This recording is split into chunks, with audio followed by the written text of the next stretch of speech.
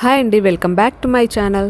Routine dosa కాకుండా ఒక్కసారి ఇలా డిఫరెంట్గా ట్రై చేయండి. దోశ పిల్లలైనా ఎవరైనా చాలా ఇష్టపడతారు. ఈ రెసిపీ కోసం ఒక బౌల్లో అన్ని పావు కప్ చొప్పున మినప్పప్పు, కందిపప్పు, పల్లీలు, పెసర్లు, శనగలు, అలసందలు, బియ్యం మాత్రం అరకప్పు తీసుకోండి. వీటిని అన్నిటినీ నీట్గా వాష్ చేసుకోవాలి. వాష్ చేసుకొని నైట్ దాంట్లో కొద్దిగా వాటర్ వేసుకొని ఒక నైట్ అంతా నానబెట్టుకోండి. దీన్ని మనం పుల్చడం అవన్నీ ఏం అవసరం లేదండి. నెక్స్ట్ డే మార్నింగ్ మనకి ఇలా ఉబ్బుతాయి. దీన్ని ఇప్పుడు నీట్గా వాష్ చేసుకొని దీన్ని ఒక మిక్సీ జార్లోకి ట్రాన్స్ఫర్ చేసుకోవాలి.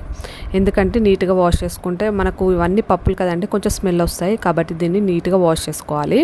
వాష్ చేసుకొని మిక్సీ జార్లోకి ట్రాన్స్ఫర్ చేసుకొని దాంట్లో టేస్ట్ కోసం 2 ఎండుమిర్చి, ఒక పచ్చిమిర్చి, ఒక చిన్న అల్లం ముక్క, కొద్దిగా సాల్ట్, ఒక 1 టీ స్పూన్ జీలకర్ర, అలాగే కరివేపాకు ఇదంతా వేసుకొని దీన్ని మెత్తగా కొంచెం బరకగా మిక్సీ పట్టుకోండి. ఫస్ట్ కొంచెం బరకగా మిక్సీ పట్టుకున్నాక దాంట్లో 1 కప్పు వరకు సోరకాయ ముక్కలు యాడ్ చేసుకోండి.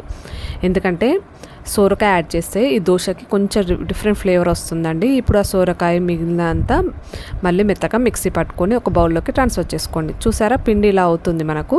సేమ్ దోశ పిండి ఎలా మిక్సీ పట్టుకుంటూ అలా పట్టుకొని ఇప్పుడు పేనంకి కొద్దిగా ఆయిల్ వేసుకొని కొంచెం ఆనియన్తో రాసుకొని దోశ వేసుకోండి.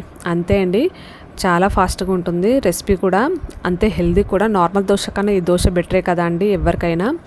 అలాగే కొంచెం సోరకాయ కూడా యాడ్ చేసుకున్నాం కాబట్టి డిఫరెంట్ టేస్ట్ ఉంటుంది మనకు ఈ దోశ అనేది.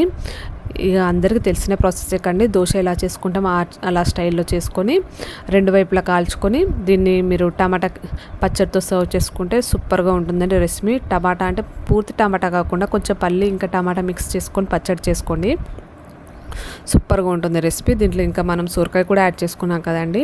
పిల్లలకు సొరకాయ, కూరగాయల ముక్కలు ఇలా తినని వాళ్ళకు చక్క దోసకాయలు ఇలా దోశలానే దాంట్లోనే వేసి ఇలా దోశలా చేస్తే పిల్లలు కూడా ఇష్టంగా తినేస్తారు. ఇంకేంటి, మీరు కూడా ట్రై చేస్తారా? ట్రై చేసి ఎలా వచ్చిందో నాకు కామెంట్ చేయండి. అలాగే నా కుకింగ్ స్టైల్ నచ్చినట్లయితే please like, share and subscribe.